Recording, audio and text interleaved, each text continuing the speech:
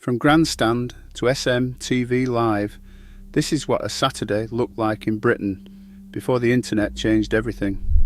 No smartphones, no streaming, no social media, just 4 television channels, a high street that actually had shops on it, and a rhythm to the weekend that an entire nation moved to without ever being told. Start at the beginning, Saturday morning.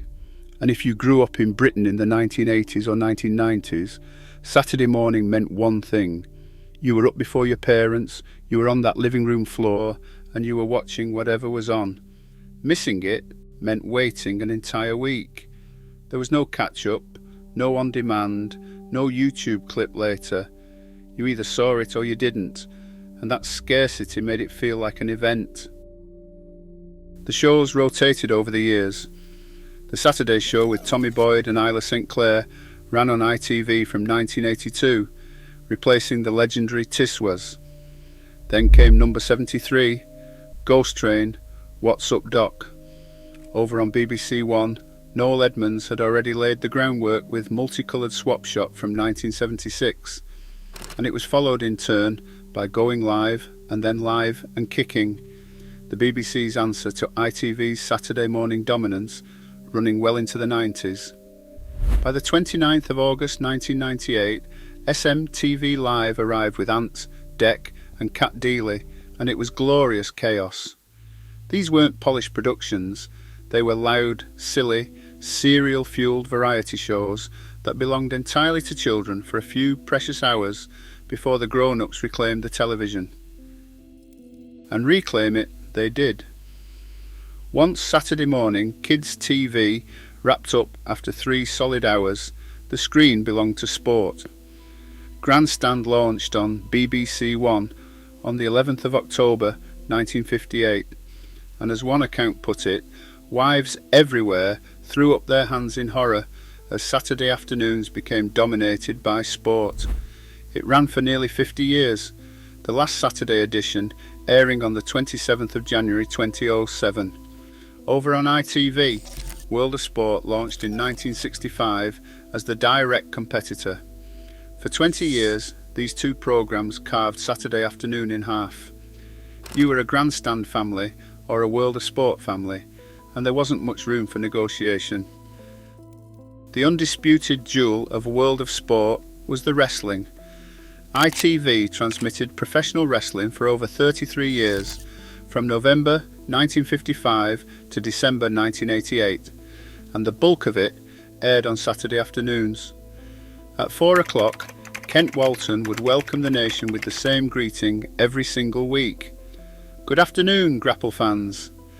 And then the likes of Big Daddy, Giant Haystacks, Mick McManus, Kendo Nagasaki and Jackie Pallo would perform for audiences that routinely reached 10 to 12 million viewers. That's a quarter of the country, watching 2 men in leotards throw each other around a ring. It was reportedly one of Queen Elizabeth II's favourite programmes. And yet Greg Dyke, who was in charge of scheduling when it was cancelled, felt that wrestling was, in his words, too working class. The Queen apparently disagreed. While the wrestling played out on screen, something far more serious was happening in living rooms across the country. The football pools. By the 1950s, 100,000 people worked in the pools industry, and upwards of 14 million anxiously waited on Saturday afternoons for the scores to come in. It had started small.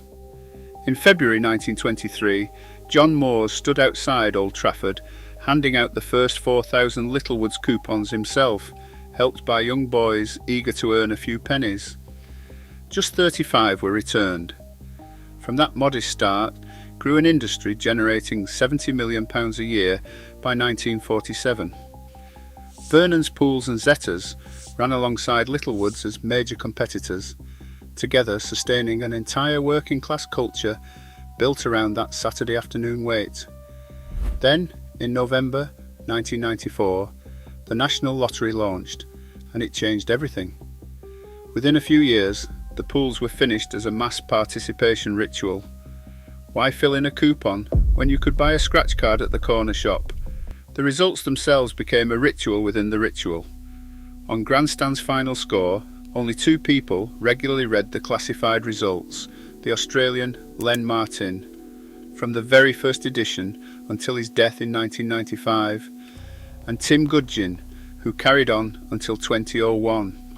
The way they read those results, the cadence of their voice rising or falling to signal a draw or an upset, became so embedded in British culture that when the sports report theme was accidentally not played on the 5th of January 2013, presenter Mark Pugach said it was like the Ravens had left the Tower of London. Saturday wasn't just about television though, it was about the High Street, and the High Street was alive. Woolworths was the anchor of every town centre, a shop that seemed to sell everything: singles on cassette, later on CD, and of course the pick and mix. You could lose half an hour just filling a paper bag with sweets, and if you needed something specific but weren't entirely sure what it was called, you consulted the Argos catalogue, that brick-sized oracle that sat on a plinth in every store, its pages worn thin by a million thumbed searches. Those shops are gone now. Woolworths, Debenhams, BHS, C&A, all casualties of a world that moved online. And then there was the video shop. If you wanted to watch a film at home in the early 1980s, you didn't click a button. You got in the car, or you walked down the road, and you browsed. Early video shops were independently owned, with rows of VHS tapes categorised by genre, and the artwork on those boxes was half the appeal.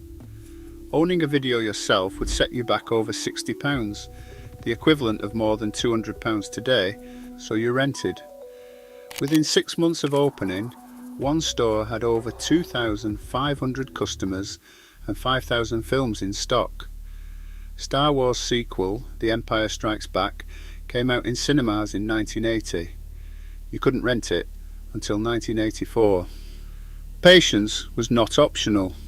It was structural. Blockbuster didn't even arrive in the UK until 1989, and the moral panic over so-called video nasties had already led to the Video Recordings Act of 1984, requiring the BBFC, the British Board of Film Classification, to certify all video content. Many films ended up banned entirely. The whole experience of choosing a video, debating with your family or mates, settling on something everyone could tolerate, that was the entertainment. The film itself was almost secondary. If you wanted information rather than entertainment, there was CFAX. Launched by the BBC in 1974, it was the world's first teletext service.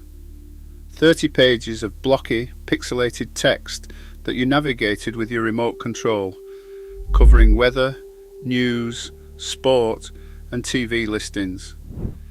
It was, in a very real sense, the internet before the internet. Before the World Wide Web became popular, CFAX pages were often the first place to report a breaking story. The BBC even broadcast computer programmes through it for the BBC Micro in 1983. And on BBC Two, from 9 in the morning until 5:30 in the afternoon, they would literally just show pages from CFAX. That was the programming. Pages of text on a screen. It ran until 2012, when the digital switchover finally killed it off. A teenager named Nathan Dane has since built a simulation that pulls real-time data to mimic the old CFAX pages. As one revival enthusiast put it, it's the modern-day equivalent of restoring steam engines. Completely useless, but it keeps us occupied. Then came evening, and before the pub, there was Saturday night television. Noel's House Party ran on BBC One from 1991, pulling in audiences of 15 million. Blind Date had Cilla Black presiding over romantic humiliation every week on ITV, and at the end of the night, Match of the Day brought the football back, highlights of the afternoon's games with Barry Davies or Des Lynam guiding you through what you'd missed. It bookended the sporting day in a way that felt entirely right. Then, the pub. Back in the 60s, 70s and 80s, the pub was the beating heart of every community. There were around 69,000 of them in 1980. There are fewer than 50,000 now. Over 30% of couples in the UK first met their partner in a pub or bar, making it the most common place to meet a future spouse. The 1988 Licensing Act changed things by allowing all-day opening, ending the traditional afternoon closure. Before that, pubs shut in the afternoon and reopened in the evening, and last orders came at 11 on a Saturday, accompanied by the ringing of a bell and that immortal phrase, "Time, gentlemen, please." When you ask anyone who grew up in that era what pubs were like, they always mention the smoke. You'd walk in, and by the time you left, your clothes, your hair, everything reeked of cigarettes. That was a Saturday in Britain before the internet, a day governed by schedules you couldn't control, by shops you had to physically visit, by information that arrived slowly and incompletely on blocky teletext screens. It wasn't better. It wasn't worse. But it was undeniably, unmistakably different. And for millions who lived through it, the rhythms of that day are burned into memory with a clarity that no algorithm could ever replicate.